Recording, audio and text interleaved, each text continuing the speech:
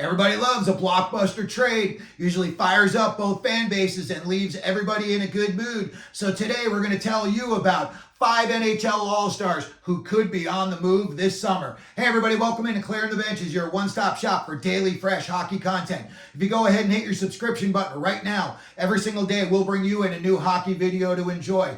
Well, if you are an NHL president or GM, you are extremely busy this summer. Right now, you're looking at the draft, you're looking at free agency, you're looking at your roster, you're looking at impending free agents, and you're looking at guys who may want to be traded. So today, I put together a list of 5 guys that I think could be on the move, and I think they would benefit both the team sending them and the team receiving them. First name up on our list is none other than Nashville Predators goaltender Juuse Saros. Now, I say that they may be ready to move on from Saros because Saros only has 1 year left on his contract at $5 million, and they've got a kid in Yaroslav Askarov waiting in the wings and ready to go. From everything I have heard, he is NHL ready, and whether they were to decide to keep Saros next year and go with a 1-1A situation with Askarov, or if they were to move Askarov in as the starter and bring in another guy, you have another tandem situation. Some teams that I could see being interested in Juuse Saros, anybody that needs a goaltender. Holy cannoli. Could you see all the teams that were scrambling down the stretch trying to make the playoffs? And usually what was hamstringing them? Bad goaltending. And again, at the trading deadline, before the trading deadline, we talked about it. All of these teams that need to get better goaltending before the playoffs started, or you're going to be out in a hurry. And for some of them, it happened. I think a guy like Saros would be a big upgrade on most teams. And I think there's a couple of teams with glaring goaltending issues that really could use some help. First up, we've got the New Jersey Devils. I think Tommy Fitzgerald screwed up. He waited too long to pull the trigger on the Jake Allen deal, and I think it cost them the playoffs. By the time Jake Allen got settled in there, that ship had set sail, and Jersey was already done.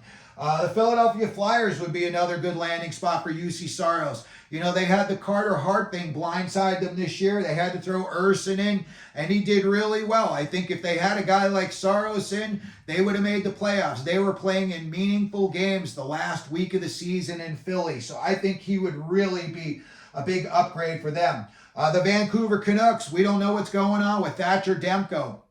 If Thatcher Demko's got an ACL issue and he needs surgery, that's a 6 to 8 month recovery process. And usually guys are not quick coming out of the gate after they get back playing post-recovery. So I could see the Vancouver Canucks, if they get bad news about Thatcher Demko, giving Barry Trotz a call and seeing what they would want for Juuse Saros. The LA Kings didn't work out with Cam Talbot. At the beginning of the year, he was on fire. By the All-Star break, he couldn't beat anybody.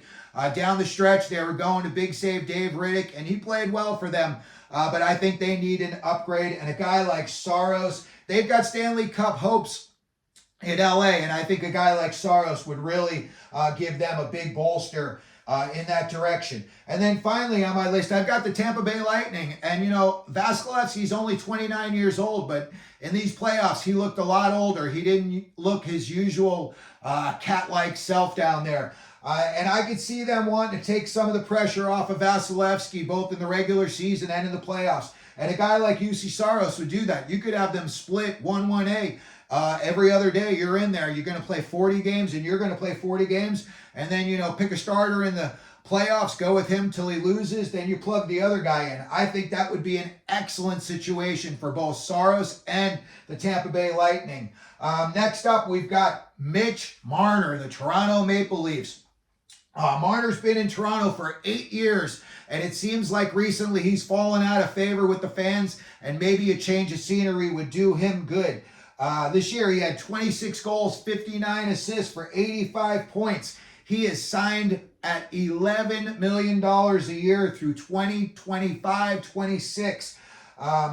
Over his career, 8 years, he's more than a point per game guy. In his 8 years, he's also a plus 110, so he generally takes care of both ends of the ice. Recently, he looks like, I don't know, maybe he wants out of Toronto. They highlighted him during the playoff game, skating around, one hand on the stick. He did not look very engaged. Then you saw him, you know, the famous thing where Nylander and Matthews are arguing and Marner throws the gloves down on the bench. It's just not a good look. And maybe a guy like Marner needs a change of scenery. So let's look at some of the places that he would be a good fit in. First of all, Clayton Keller, who, by the way, is next up on our list. He really looked good with Austin Matthews at the All-Star break. Keller's a quiet guy, and it looked like he was really, showing his personality a little bit with Matthews at the All-Star break. I'm sure they both hang out a lot in Scottsdale together.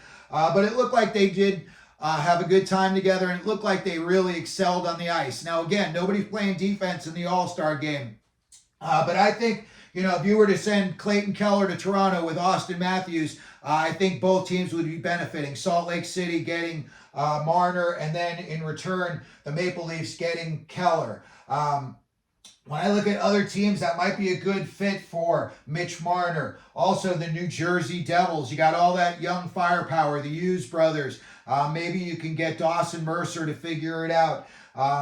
They've got a lot of kids that can score. They've got a couple of kids that are down in Utica that, could be coming up and could also be helping them out. So I could see the New Jersey Devils being a good fit for a guy like Marner. And then last, I've got the Seattle Kraken. I know they've got the whole player issue going on with Emily Kaplan and the Dave Hackstall situation. But I think they've got a lot of young players, and they've got a lot of good players. I think maybe injuries and just coaching issues may have derailed them this year. But I think a guy like Marner would excel up in Seattle, and I think the fan base up there would really like him. Next up, we do have Clayton Keller. First of all, let's just get right to it. Maybe they send him to the Toronto Maple Leafs, but you're going to need to send more than just Keller to the Maple Leafs if you want Marner back. You're going to have to add in probably second rounder, maybe even a first. Maybe they want a little bit of depth. Maybe they want a guy like Barrett Hayden or Jack McBain. Both of those guys are good net front presence. Both of those guys are not afraid to get dirty. They're both corner guys. They're both guys that stand up for their teammates, and they are both skill players. I think Hayden's a little bit more of a second liner, first liner, where McBain's a little bit more of a third and fourth liner. But again, if you were getting Keller and McBain or Keller and Hayden, that would be a pretty good haul for the Maple Leafs. Another place that we could possibly be seeing Clayton Keller go, and I don't know if I mentioned it or not, but he signed for 4 more years at $7 million. He's scored 70 goals over the past 2 years for the Arizona Coyotes, so he definitely knows how to find the net. He is not a physical player. He is a perimeter player. He likes to get into that Ovechkin office at the face-off circle and get his one-timers. He's pretty deadly from it. Like I said, 70 goals over the past 2 seasons, but again, he's got zero physicality to his play. When I look at other teams that might be a good fit for Clayton Keller, he's from the St. Louis area, and I know that they're, coming up. They've got some really good prospects that are going to be cracking that lineup this year, and I think some of those would be looking good alongside Clayton Keller. Again, he's from Chesterfield, Missouri, which is outside of St. Louis, so he'd be going home. Maybe he wants to play with one of the kids that he played with while he was growing up in St. Louis, Brady Tkachuk up in Ottawa. When I look at the guys up in Ottawa, they had a bad season. Everything that could possibly go wrong for them did. I could see them making wholesale changes. I could see them keeping that lineup the same. They've got some high-skill players on there. Maybe guys like Giroux would go. He's a little bit older, and I don't think he had the season that they had hoped for this year to put him over the top. But I could see a guy like Clayton Keller going and playing with Brady Tkachuk in Ottawa, and I could see those two being a lethal combination.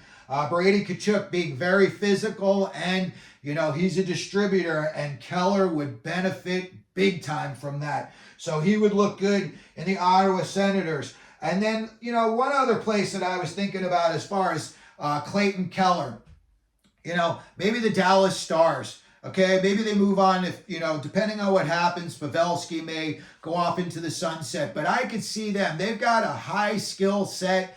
They've got just a good roster in general. And, maybe Sagan moves on as well. He's a little bit older. He looks like he's playing banged up and he looks a little slow. So I could see Clayton Keller being a good fit down on the Dallas Stars as well. So that's not out of the realm of possibilities. Next up on our list, Johnny Gaudreau. Did not work out for him in Columbus. My opinion, he should have either signed with Jersey or Philly like everybody was talking about, but for some reason he chose Columbus and it is not working out for him. This year to the tune of 12 goals and 48 assists for 60 points and a minus 27. I think he is a very skilled player, but I think he needs players around him, and I just don't think that's happening in CBJ. I could see him saying, hey, maybe I do want to go to Jersey or Philly now. You saw him going to New Jersey. You could see maybe, like we talked about, Mercer or Holtz going the other way. If he was going to Philly, maybe, Morgan Frost or Joel Farabee, some draft picks, whatever Columbus would be asking for. I hate to say it. Somebody may say Columbus may say you have to take Patrick Laine along with whatever player you're trading for. If it's going to be in a blockbuster, they may probably want him gone out of Columbus there. So Johnny Gaudreau, I could see being a good fit in both Jersey, Philly. Maybe they want to trade him to Anaheim for Trevor Zegras. I don't think Zegras is a Pat Verbeek guy. Pat Verbeek being the general manager in Anaheim. Verbeek, when he played, was a bowling ball with knives. And kind of Trevor Zegras is the opposite. And I think if he had the opportunity, and especially if he was able to get a decent return for him, I think that Trevor Zegras would be out in Anaheim, and he would be, I would think it would be a good trading partner for Columbus. I think Columbus has, some young players on the come up. And again, Trevor Zegras, you don't fully know what you're getting from him. But I do think that would be an equal trade. One other place that I could see Johnny Gaudreau possibly being interested in, and it's not a place that a lot of people are saying, hey, that's where I want to go, the San Jose Sharks. But I'll tell you what, if they turned it around in a hurry, depending on who they bring in as their head coach, and they have got some really good prospects, Will Smith, if they were to win the Celebrini sweepstakes, and right now they've got the best chance at 25% shot. Now this kid comes in, they're comparing him to Jonathan Toews. Now you got a guy like Gaudreau out there with Will Smith, Eklund. That would be some pretty potent firepower. So, as silly as it may sound right now, San Jose, I think, would be a good fit for Johnny Gaudreau. And finally, the last guy that we've got on our list is Ottawa Senators defenseman Jakob Chychrun. I know he was just bought in to Ottawa last year. He was the first guy in NHL history to ever be held out for trade-related purposes when the Coyotes held him out for about a month. I think he missed around 15 games before they traded him to Ottawa. And the Coyotes got a pretty good haul for him. Jakob Chychrun's got $4.6 million on his contract for one more year. He had a disappointing year. They bought him in for offense. He had 41 points, and he was a minus 30. He's got to figure it out on the back end. I saw him in Arizona. He does make a lot of mistakes in his own zone. It seems like he's preoccupied with making that outlet pass, and sometimes I think he looks up a little too quick and he mishandles the puck. As far as potential good fits for him, he's from Florida, so I could see him going to either the Florida Panthers or the Tampa Bay Lightning. I think he would be an excellent fit on both of those teams, and I think maybe playing in his home state, again, would just bring out the best in him. He would also be, I think, a good fit in New Jersey. First of all, Jersey's got to figure out that Dougie Hamilton situation on the back end, if he's going to be healthy or not, if they're keeping him, if they're going to buy him out. Maybe they're going to try to trade him. But as far as Jakob Chychrun goes, again, minus 69 over his career. A team like the Devils likes to play a little bit closer to the vest. That might be a good fit for him there. And then finally, the last team that I've got on my list for him would be the Buffalo Sabres. And you want to talk about like the awesome foursome on the back end. You'd be putting him back there with Dahlin, Power, and Bowen Byram. I mean, that would really, in my opinion, that would be enough to get Buffalo, and especially they bought Lindy Ruff back. Things are going to be a lot different. They're going to be a lot more structured. I think they're going to be giving up a lot less goals in Buffalo, and they're going to be winning a lot more close games than they were losing this year. And I think if they traded for him, Jacob Chychrun would be an excellent fit for the Buffalo Sabres. So there you have it for our episode today. There's 5 big-name guys that we think could be on the move this summer. Let me know what you think down in the comment section. If you could, please hit your subscription button, your like button, and as we always do here at Clearing the Benches, let them know you're out there.